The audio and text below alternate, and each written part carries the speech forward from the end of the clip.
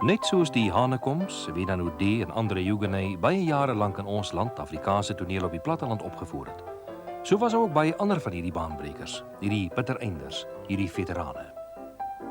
Maar laat ons eers vertel van Elsa Fouché, wat die hoofdame was van Jean Grinvis Plaat Stiltjes, en Sande Lange, wat ook by Plaat Stiltjes begin speel het. Elsa Fouché was ook een van daardie uitsonderlike aktrises wat buiten haar eerste en grootste liefde die verhoog ook radiospeelster was. Dikwels in rolprente opgetree het en met die koms van televisie ook die nuwe medium baas geraak het. Elsa was 'n plaaskind, daar van Rustenburgse wêreld. Sy het haar pa graag met die boerdery gehelp, maar toe sy ook begin versies opsê. En daar was dan natuurlik die skoolkonserte.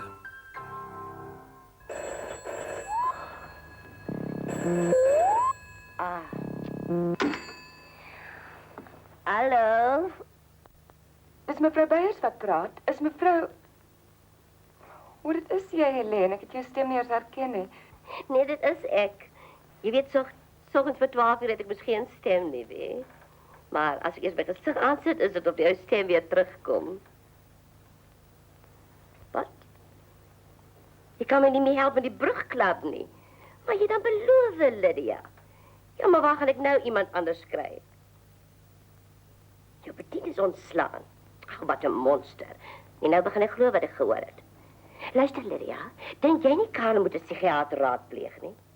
Ja, jy weet, gister sê iemand, ag nou ja, wel, sê iemand vir my, dat het skreeuend is hoe Karel sy hande bewe. Dis net as hy baie moeg is, Helene. Ek meen 'n bietjie senuweeagtig. Patiënte moet vir die dokter bewe, nie die dokter vir die pasiënte nie, liefie. Ja, dis wat ek sê, senuwees. Ja, maar is die polisie wat jy moet inroep. Ag, maar Skatty, natuurlijk sal ek aan niemand vertel nie. Tot ziens, hartjie.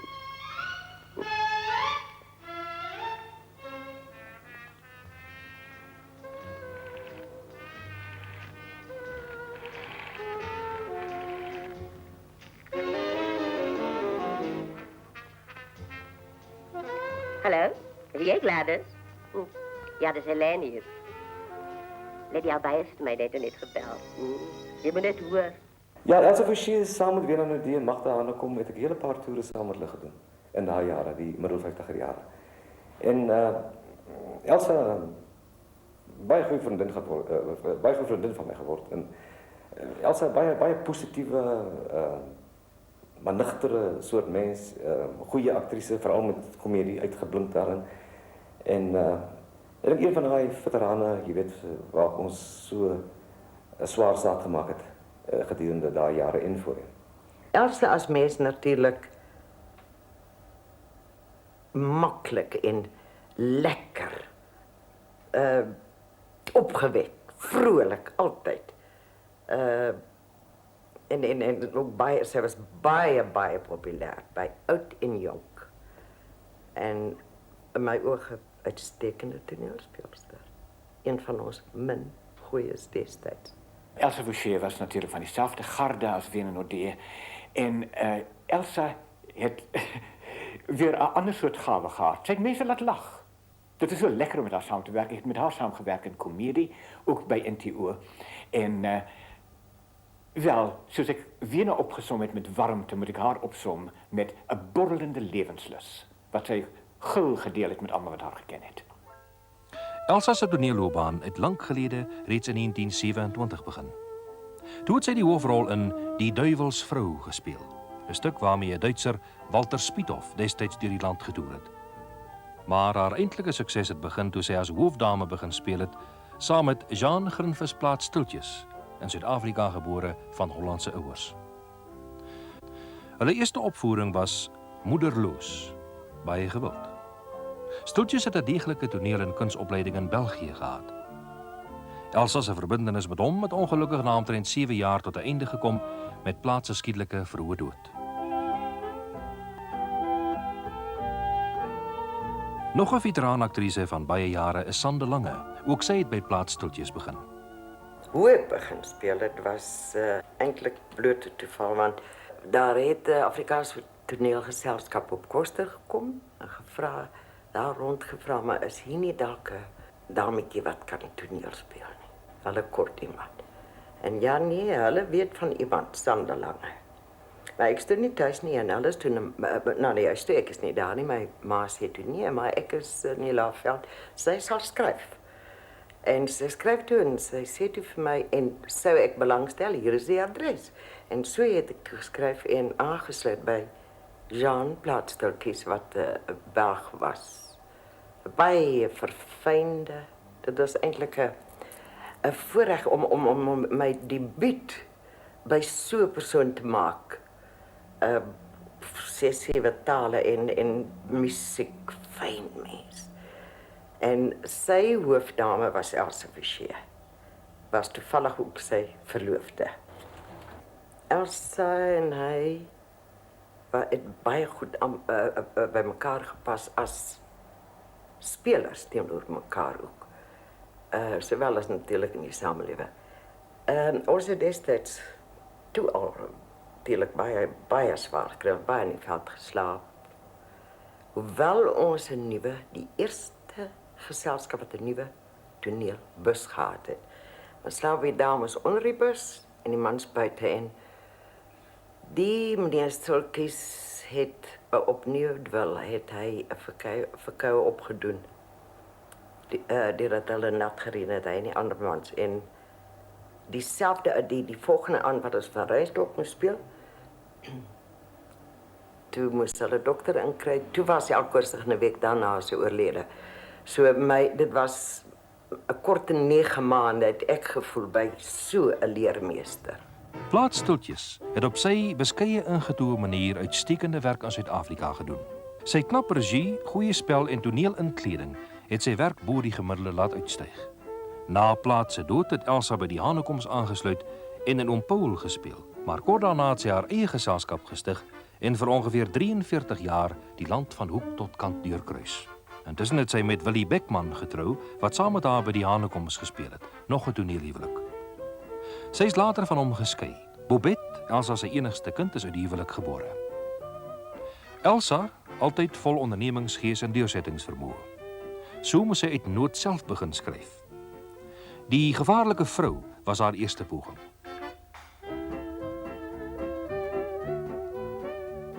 Haar baba was net 6 weke oud toe Elsa weer die pad moes vat, maar oral was sy en haar dogtertjie welkom, bekend en bemind.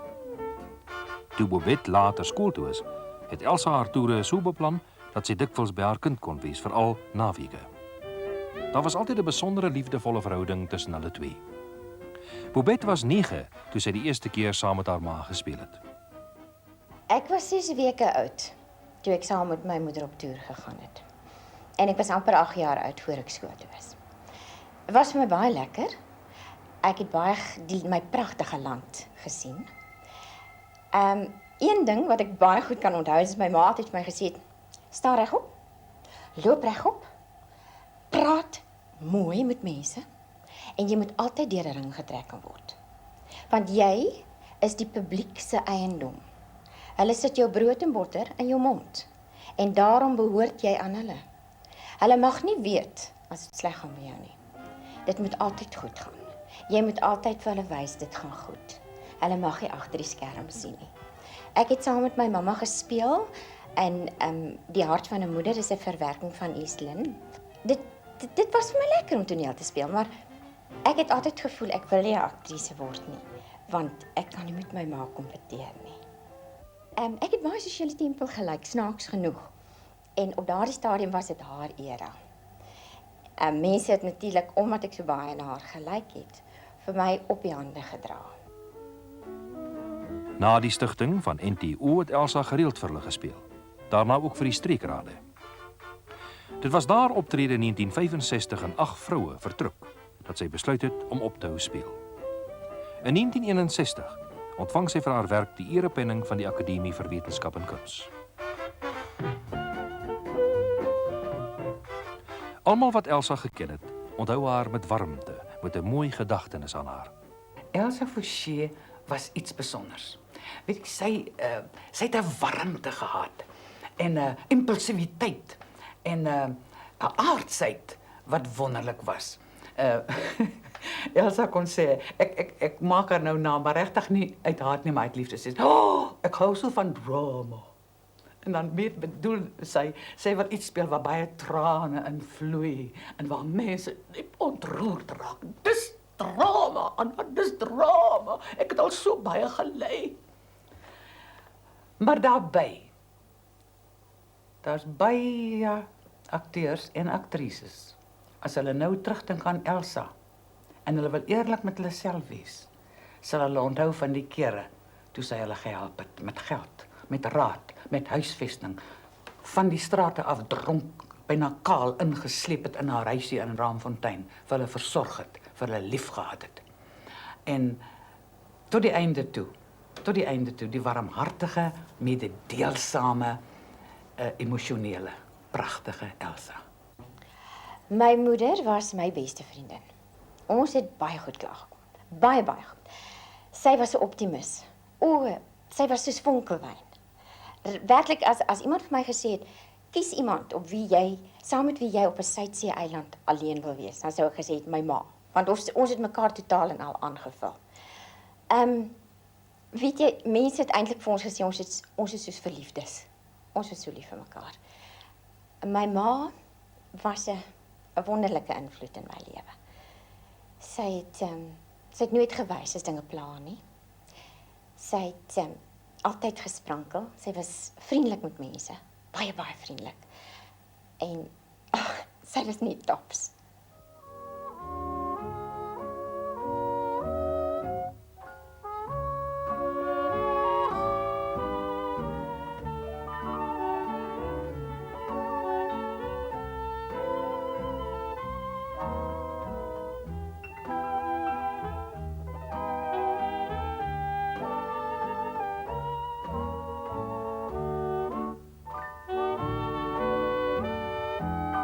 Elsa Fouché is in 1973 oorlede, op 60-jarige leeftijd.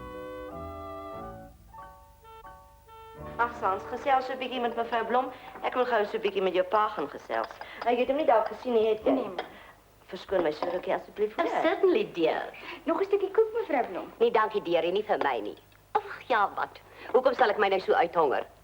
Geen man kyk ooit na my nie. Dit glo ek nie. So 'n fietse netjiese jong weduweetjie moet kan kies en keur. Thanks for the compliment, anyhow. Nee, maar ek is ernstig. En ek weet van ten minste een weewenaar wat baie van jou. Don't be silly. Wie sal van my hou? My oupa. Ach, go away. Hy kom dan so dikwels hier en hy sien my nie eens raak nie.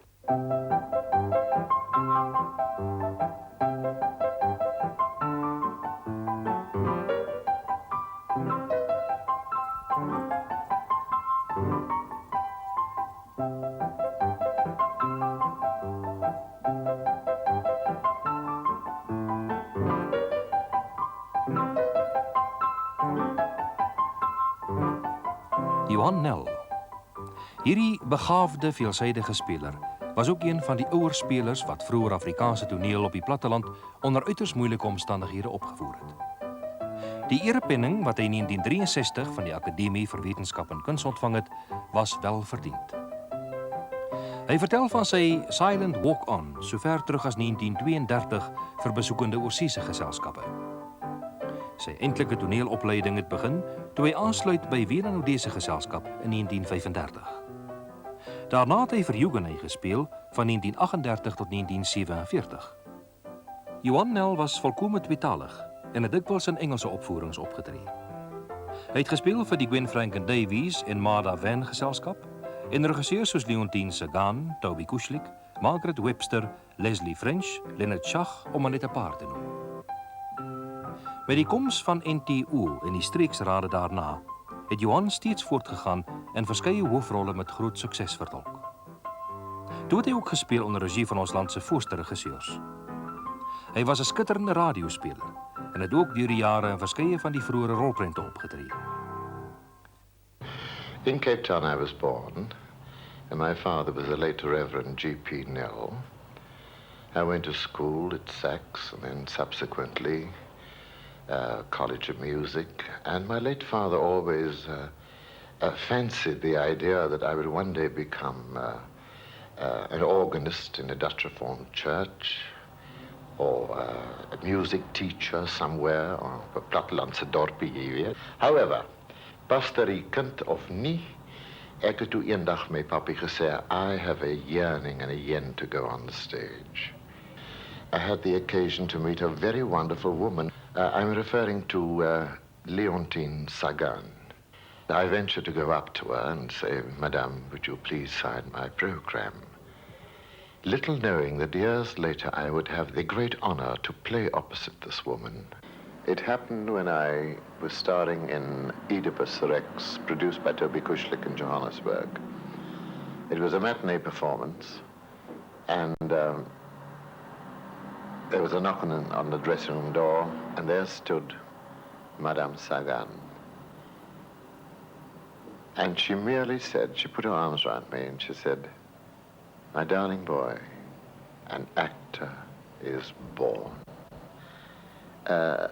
Coming from her, whom I've revered for so many years, meant more to me than I could almost say the 3-leaf award.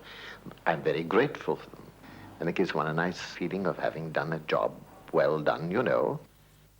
As akteur het hy 'n seldsame kwaliteit en vermoë gehad. Dit wat hom laat uitstyg het bo die gemiddelde. Iets wat respek en bewondering afdwing.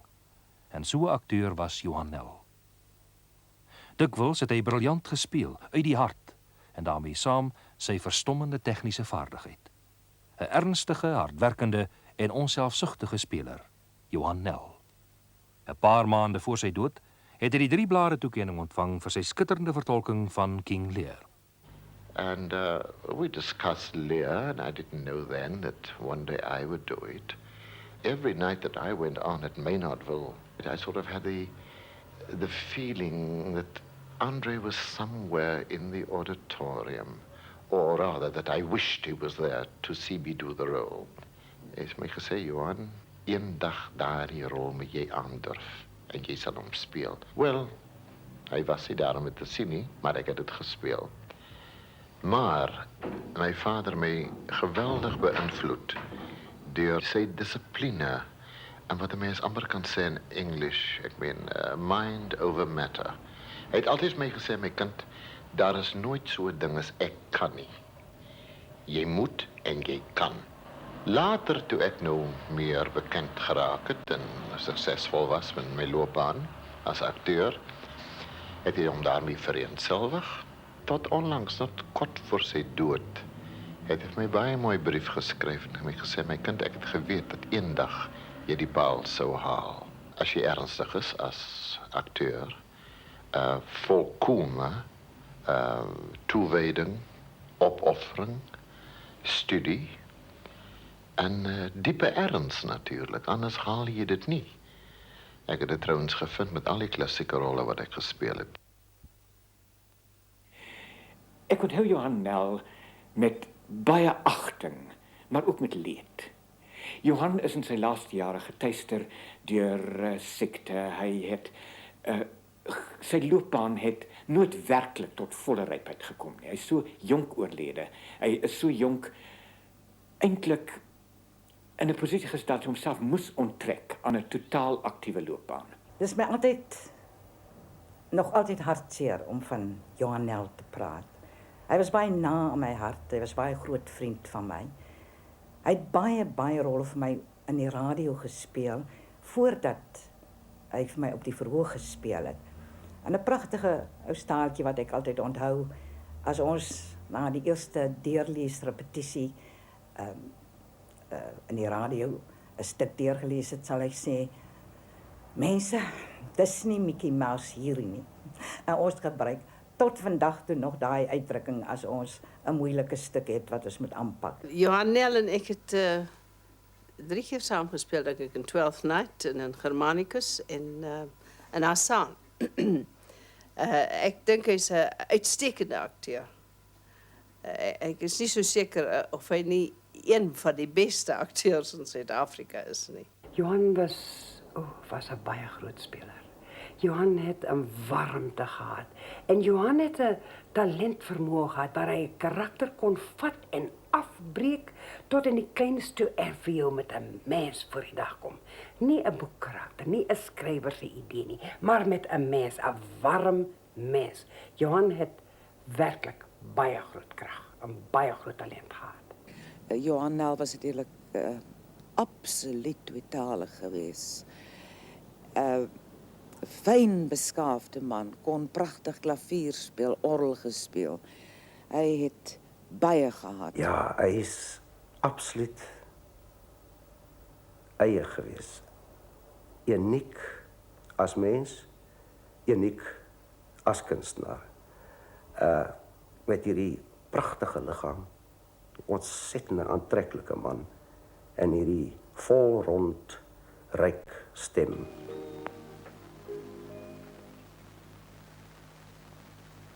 Tante.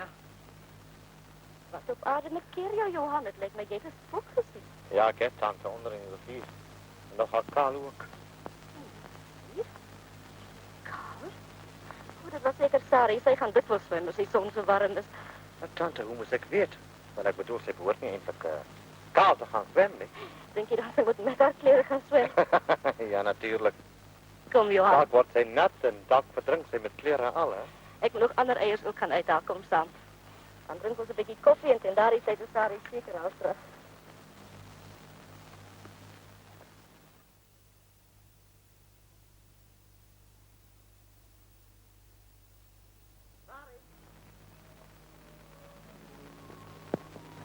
Ah, het is een heerlijke morgen, Sari. Ja, lieflijk. Lieflijk, ja. Kan je meer van mij kwaad? Ik weet niet. Ik heb voorgekomen om je mami te komen halen. Ze gaat vandaag bezoek af bij tante Annie. Wil je graag samen gaan?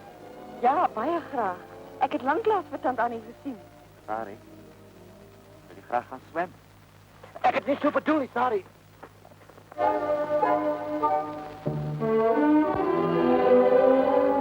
Zo een loper?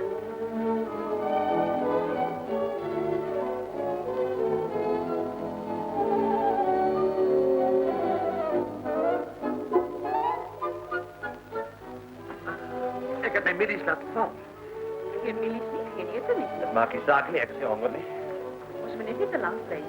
Moeder wacht voor ons. Dag ja, is niet. Sari, hoe lang moet ons twee nog wachten? Je weet, je hebt beloofd om mij te trouwen. Waarom wil je mij niet zeggen van ja? Ach, ik weet niet, Johan. Moeder heeft beloofd om die zaak met Hendrik te bespreken. Wat het om Hendrik daarmee te doen? Je gaat niet met hem trouwen, niet? Bovendien, al was hij ook je oude zuster, zou het niet. Ja, ik weet, Johan. Maar je moet onthouden, oom Hendrik is mijn oom, die enige een wat ik weet. En in al die lange jaren, sinds het vader ze dood, heeft moeder nog altijd zij raad gevraagd van familiezaken. Maar Sari, het is niet een familiezaak hier niet. Het is onze zaak.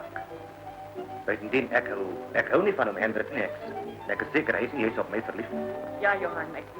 Het is juist die moeilijkheid. Nou, met Visit was hij aanvankelijk, ons het heerlijk samengespeeld. Dit was onder de Amerikaanse regisseur Dr. Stanley Warren. Maar gedurende die dag moest hulle instudeer in Hatful of Rain.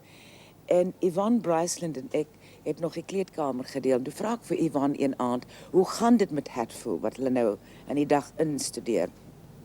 Toen zei ze mij, je weet, het gaat niet goed nie. Johan Nel ken nie sy woorde nie. Hy is stadig. En dit is asof hy ogenaamd nie belangstel in wat hy doen nie. Toe sê ek vir Yvonne, jy moet oppas vir Johan Nel. Ek ken sy manier van instudeer. Dis presies soos hy dit doen. Hy loop stadig oor die verhoogd en hy's met die teks stadig en sovoorts, maar hy kom skielik een oggend sal hy daar instap sonder 'n teks en dan ken hy sy woorde absoluut glad. En dan sal hy die woorde so vinnig na jou toe slinger dat jy nie eintlik sal kans hê om terug te antwoord nie. Het was omtrent nie 3 dae daarna nie kom sy na my toe sê sy vir my, jy weet jy was heeltemal reg geweest. He was the most talented man. I did a lot of work with Johan. I directed him a great deal. He was always polite. He was impossible about coming late, always busy. ringing me up and apologizing. Toby, I'm a little late, please. Miss Cushlick, I think he used to say, when he wanted to be very uppity. I'm terribly late, but I will be there in a few minutes. I'm picking roses for you. He knew that I loved roses. By the time he arrived, there were never any roses. He'd forgotten why he was going to give me the excuse of being late, but he was, for me, I worked with him, I acted with him, and you don't meet that kind of talent. En hoe was je rit? Baie eentonig. En ek het gedink jy's veilig op jou plaas gevestig op Verkleer. Veilig ja, maar nie gevestig nie. O, wat sê jy drink? O, thee asseblief. 2 koppies thee asseblief, juffrou. Nogal 'n mooi poppie daar, hè? Jy is nog net soveel jakkelstreke soos altyd. Ja, Hendrik. Boerdery is vandag nie meer 'n bestaansmiddel nie. Ek moet weer speurder word. Wat alweer? Wel, ek wil niks te doen hê met jou wilde speurderstreke nie. Ek is 'n getroude man. En ek het my reisak op die stasie laat bly. In die stellige verwagting dat jy my sê uitnooi om by jou te kom bly. En jy weer opdrag ontvang om een of ander moord te ontrafel. Daar het jy dit heeltemal mis, ou kerel. Ek het aan Kaapstad gekom om na paaskelery te kyk. Wat, gaan jy 'n kunswinkel open of wat? Nee, ek gaan geen skillerye verkoop nie. Ek gaan maar net na skillerye kyk. Na skillerye kyk. Juffrou, sit die koppies hierdie kant asseblief. Waar gaan jy kyk? O, by Johannes Tyler. Die miljonair? Ja. Hy het 'n kasteel van 'n woning hier op Constantia. En ek het 'n afspraak om daarheen te gaan en na sy kunsversameling te kyk. Ag so. Nou ja, Adrian, in daardie geval sal ek my vrou moet bel en haar laat weet ek jy kom. Ja, dit sal baie gaaf wees. Dan drink ons maar gou ons tee en kan ons gaan, hè? My dear friend Johan Nel, with whom I was associated so often, represents both the success and the failure of the South African theatre. His success was as an actor, equally good in English as in Afrikaans. He was the perfect dilettante in the real sense of that word. He was the most gifted person, had so many aspects of his talent, and yet he was, shall we say, born too soon and died certainly too soon. He was born into the last days of the Afrikaans professional theatre, where he was an actor.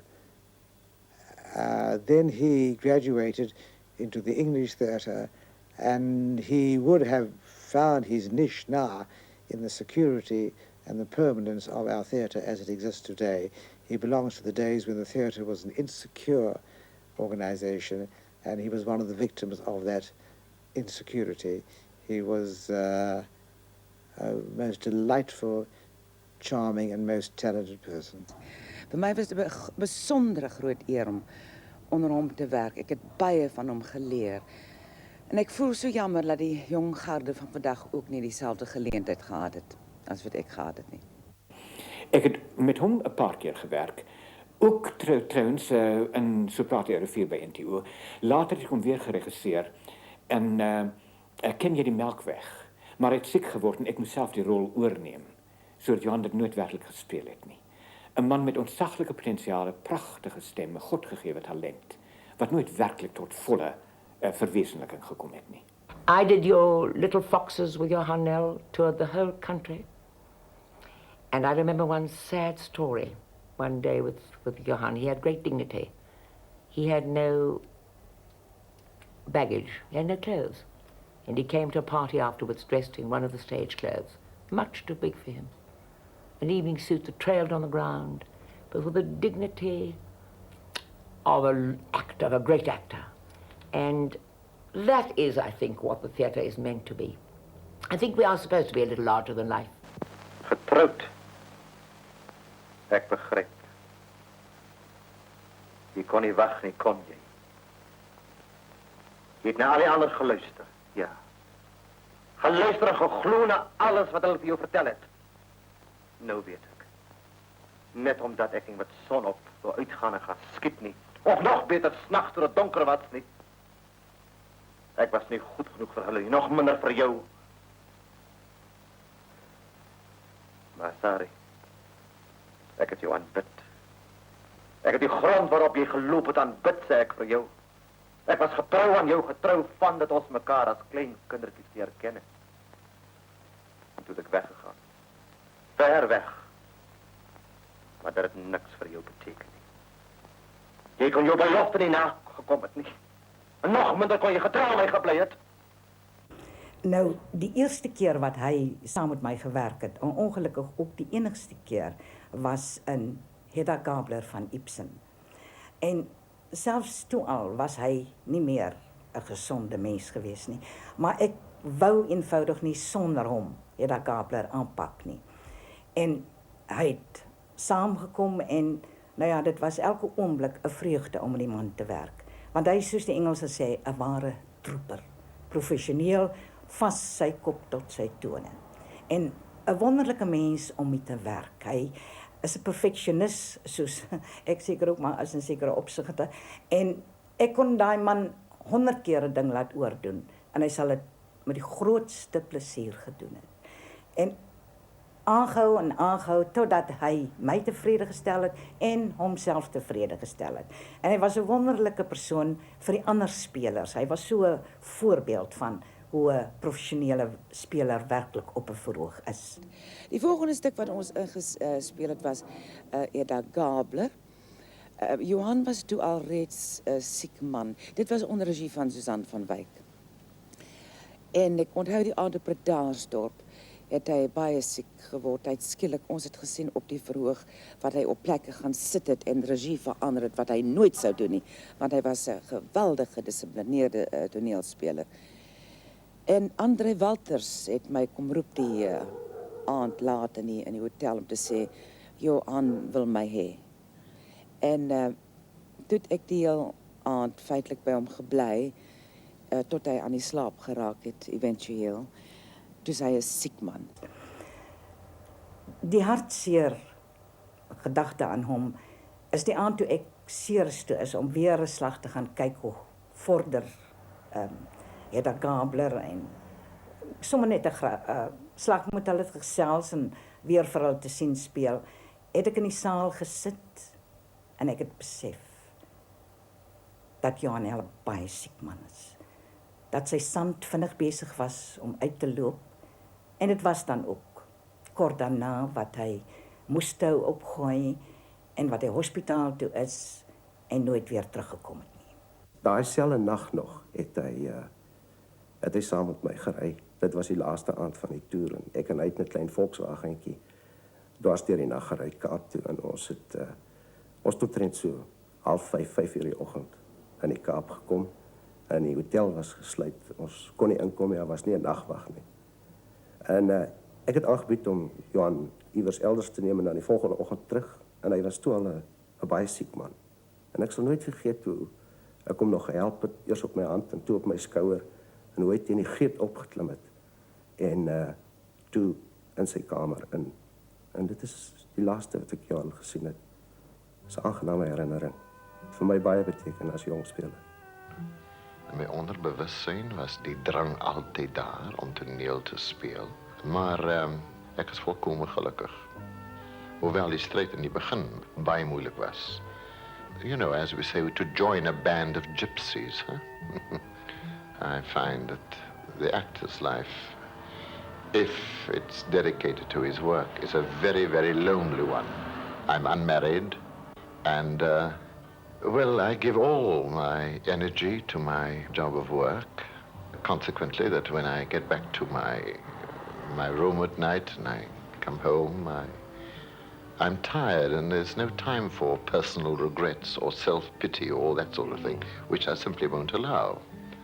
I wish for health, which enables me to carry on with my work, and happiness, because my life has been a lonely one and sometimes a very unhappy one, but that I can cope with, and I have coped with. Hy sterf in 1967 in Kaapstad. Hy was maar net 53 jaar oud. Met sy dood het Suid-Afrika 'n ware baanbreker verloor. Een van die uitgeleese garde van ouer spelers, 'n groot talent.